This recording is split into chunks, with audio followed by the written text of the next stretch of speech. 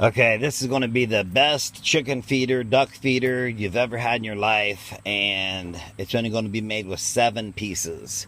This is a T. It's a 4-inch T. I took the 4-inch T, and the only thing I modified was this front. See how I cut the thing? It's a roof. The top of it's all roof, where this thing is out in storms all the time. Water never gets in. But yet, like here's another one. Even though it's a roof, the feed can't get out because they got to get clear in here to get the feed, and it has really no room to spill. But anyways, so here's one part. The only modification I made is I cut a roof. I cut it right from I started right at the halfway point and come clear down here to the lip. This is a 4-inch to 1.5-inch reducer. It did have a little tit right here, and I really did grind that off. That's the only modification I made for that. This is just a drain pipe for a 4-inch drain. That's it. A cap for a 4-inch pipe. A pipe as long as you want it. I got some. I only fill mine up once a week. And a little teeny tiny piece of 1.5-inch pipe. This one is solid. I was experimenting with this one. I cut it. I just cut like a little rectangle in there just to see what I like best. But to be honest, that right there is perfect. You can just put it in completely like you cut it off. You don't have to grind any holes or cut any holes in or what have you. But anyways, it goes together right like this. No glue, no nothing. So sorry about the wobble.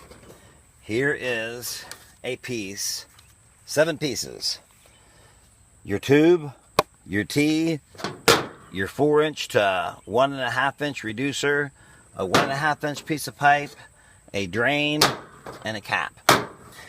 This I made out of it was the bottom of a bowl of ice cream, is the only thing that it was. But anyways, so all you gotta do is put this thing in here. And then you put your drain in there, and that is your floor. The reason I do that is so when it rains really hard, it can storm, the water can get clear up to here and not even get into the feed. But it can really, as far as I know, probably get clear up to here, which my water never gets up that high. But that's a pretty good seal around there, so the water would probably never get in there. But anyways, take your 1.5-inch pipe, put it into your 1.5-inch reducer that goes from 4-inch to 1.5. Now see, you can adjust it. You can barely put it in there. You can put it in there, farther and farther and farther. Just like when you have this in here, you can barely put it in there if you want, or you can push it down all the way. It just depends on, you can adjust it. Matter of fact, let me tell you how long my piece of pipe is. My piece of pipe is 3 3/4 inches long. So I got a 3 3/4 inch piece of long pipe. You shove it up in there. You put this down in here. So this is what you see.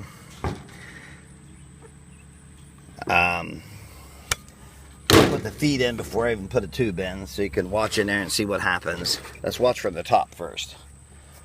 You pour your feed in the tube. The tube goes in there. Let's watch from underneath.